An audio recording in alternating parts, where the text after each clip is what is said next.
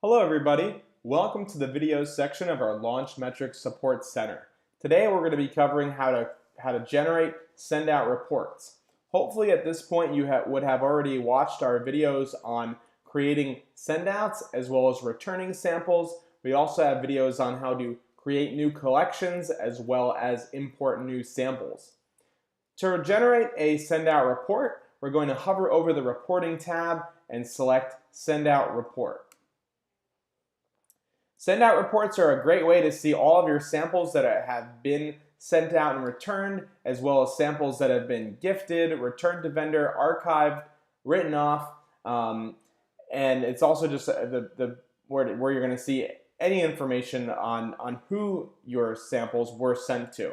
So by going to the SendOut report and clicking on Generate Report, I'm going to get a full overview of the 12 samples that I've ever transacted within my system.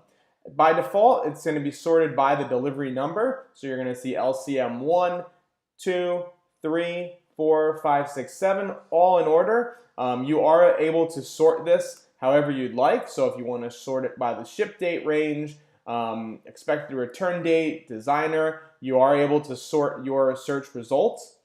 Great ways to use the SendOut report are by searching for either a specific company. So if I wanted to see all of the samples that I have sent out to brand X, let's say, if I generate report, I'm going to see the 5 samples that have been sent out to that brand.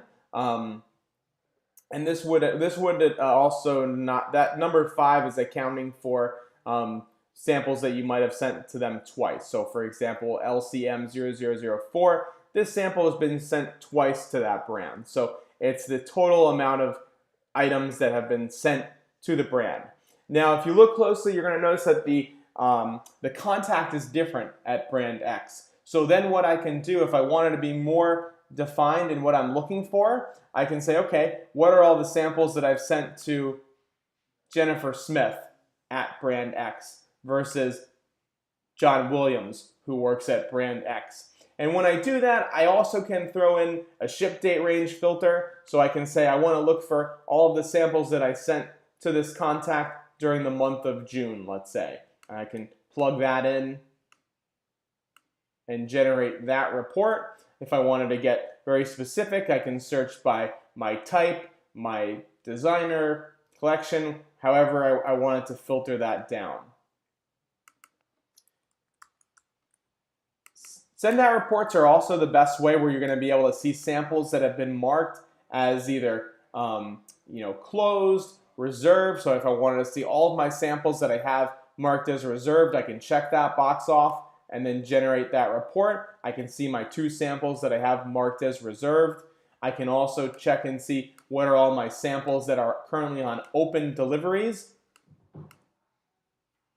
I can see that. And I can also use this to search all samples that perhaps are either on closed or canceled deliveries that I've done in the past.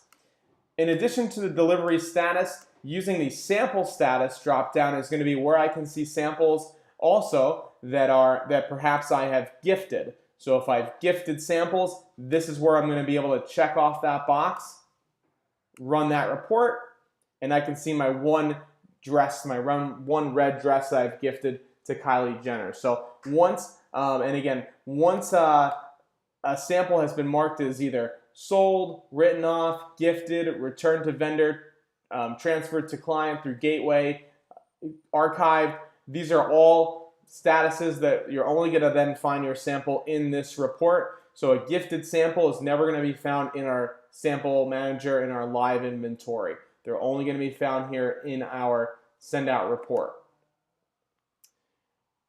Within our SendOut reports, we also have the ability to create templates. So the view that you see here is what the default template looks like. If you notice that there are fields that are showing up that you don't necessarily use, so in our case, look number, fabric, description, I haven't used that information. Same thing with like model, celeb, event. I can go ahead and I can create a new template. So by creating a template, I have the ability to go ahead and just name that.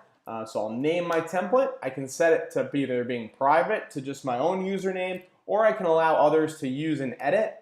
So I'm going to take out, like I was talking about, I'm going to take out look number, fabric, and description. I'll throw color underneath there to consolidate things. And one of the headers that I'm going to throw in is popularity. So popularity is a fantastic available header.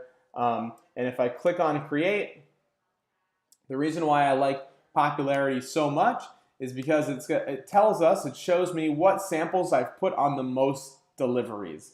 So once I have popularity in here, what I can then do is I can sort my search results by popularity, apply that sort in descending order, and now I can see that this black dress has been put on 3 different deliveries. So when we can count them out here, we have this one, LCM 1, 6, and 7. So this black dress has been put on 3 deliveries, whereas all of my other samples that I have in my report, those are only put on 2 or 1 or none yet. This is on a reservation.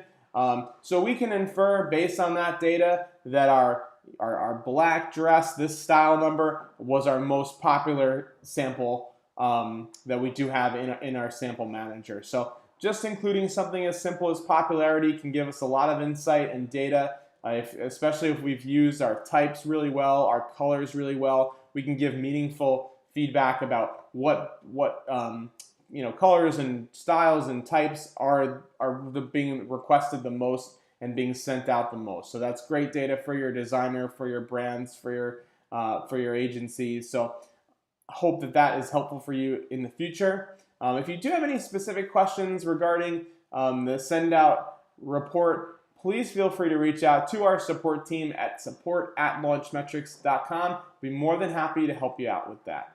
Thanks so much for watching this video on SendOut reports, and best of luck with all your reporting.